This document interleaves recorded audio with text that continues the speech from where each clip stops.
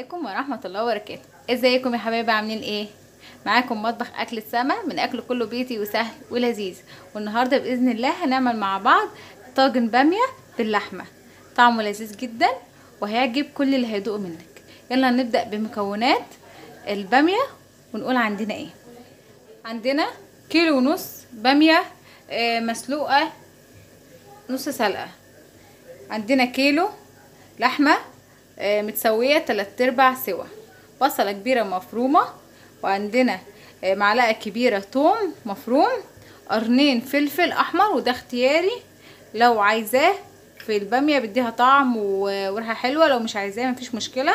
عندنا رتل طماطم مضروبه من الصف كويس، والبهارات بتاعتنا معلقه كزبره صغيره، معلقه فلفل اسمر صغيره، ومعلقه سكر صغيره. يلا نبدأ بخطواتنا ونقول بسم الله الرحمن الرحيم. اول حاجة يا حبايبي، عندي حلة على النار على نار عالية بالشكل ده. هنزل بقى عندي معلقتين سمنة ومعلقتين زيت، هنزل بيهم في الحلة بالشكل ده كده. بسم الله الرحمن الرحيم. اللهم صل وزد وبارك كده لحد ما تسخن عندي السمنة والزيت يسخنوا جامد.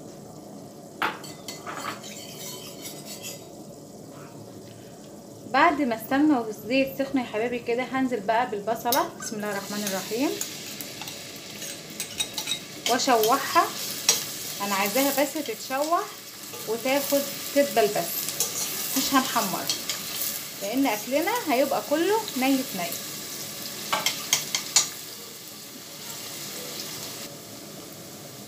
بعد ما البصل عندي يا حبايبي شوحته بالشكل ده كده، هنزل بقى بمعلقه الثوم المفروم. بسم الله الرحمن الرحيم.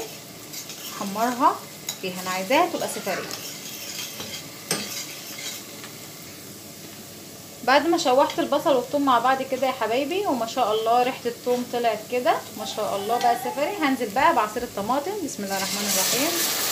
اللهم صل وزد وبارك بالشكل ده كده، واقلب كويس. بعد ما نزلنا عصير الطماطم هننزل بقى بالباميه. بسم الله الرحمن الرحيم. اللهم صل وزد وبارك كده. بسم الله، واقلبهم مع بعض. بعد ما نزلت الباميه يا حبايبي في الصلصه كده، انا غيرت الحله لحله اوسع علشان ما كانتش واخده، خليتها حله اوسع وقلبتها بالشكل ده كده. بعد كده هنزل بقى باللحمه اللي 3/4 سوا عشان تكمل سواها مع الباميه، وهقلبهم مع بعض كويس. اللهم صل وزد وبارك. بسم الله، اللهم صل على النبي كده، واقلبهم مع بعض بالشكل ده. بعد كده يا حبايبي هضيف بقى الشوربه. بسم الله الرحمن الرحيم. مقدار من الشوربه نص رتل او رتل على حسب الكميه عندك. ده عندي رتل من الشوربه هزوده. بسم الله، واقلبهم كويس مع بعض. كل ده على نار عاليه يا حبايبي. انا بعمل الباميه كله ني في ني، وبتبقى طعمها لذيذ جدا وحلوه وخفيفه جدا على المعده بالشكل ده كده، واقلبهم. واخر حاجه بقى بنضيف البهارات بتاعتنا واقلبهم مع بعض كويس. انا هسيب الملح لاخر حاجه يا حبايبي، دايما بحط الملح في اخر حاجه في الاكل. اسيبهم بقى يغلوا مع بعض، وبعد كده هقول لكم هنعمل ايه. ودي الباميه بتاعتنا يا حبايبي، شايفين بسم الله ما شاء الله. بعد ما اخدت 3/4 سوا مع اللحمه والصلصه، شايفين بسم الله ما شاء الله. اللهم صل وزد وبارك. بعد ما الباميه يا حبايبي كده بقت خلاص في التسويه الاخيره، هنزل بقى الملح. بسم الله الرحمن الرحيم. اضيف لها الملح بالشكل ده كده. اللهم صل وزد وبارك، واقلب كويس مع بعض عشان الباميه واللحمه تتملح معايا كويس كده.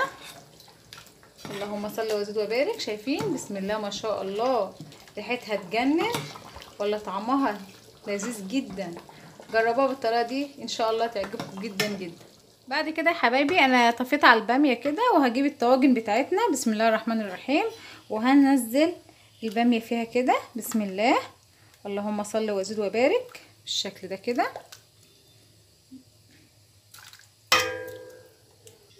بالشكل ده كده يا حبايبي.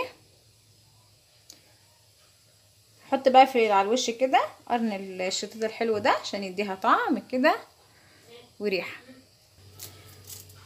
بعد ما حطيت الباميه بتاعتي في الطاجن كده يا حبايبي، هجيب بقى السلفر بتاعنا عشان نغطي وشها كده. بسم الله الرحمن الرحيم كده عشان تكمل سواها في الفرن. وبعد كده ما الاقيها استوت خلاص تماما، هشيل السلفر وارفعها على الشوايه فوق وشها يحمر. انا مشغله الفرن على درجه حراره عاليه 250 علشان تستوي تكمل سواها. هتاخد في الفرن كمان من ساعه الا ربع ساعه كده بالكتير، وبعد كده هطلعها على طول.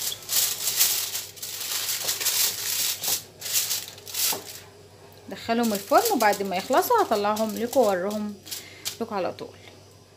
ودي الباميه بتاعتنا يا حبايبي بعد ما طلعت من الفرن. اللهم صل على النبي، ريحتها تجنن تجنن، ولا الطعم لذيذ جدا. شايفين بسم الله ما شاء الله مستويه جدا، واللحمه كمان بتاعتنا مستويه. اللهم صل وزد وبارك، ما شاء الله ما شاء الله، الله اكبر. جربوها وان شاء الله تعجبكم. طاجن باميه باللحمه تحفه جدا ولذيذ جدا جدا. لو عجبتك الوصفه اعملي لايك وشير وسبسكرايب عشان يوصلك كل فيديوهاتي اول باول من مطبخ اكل السما.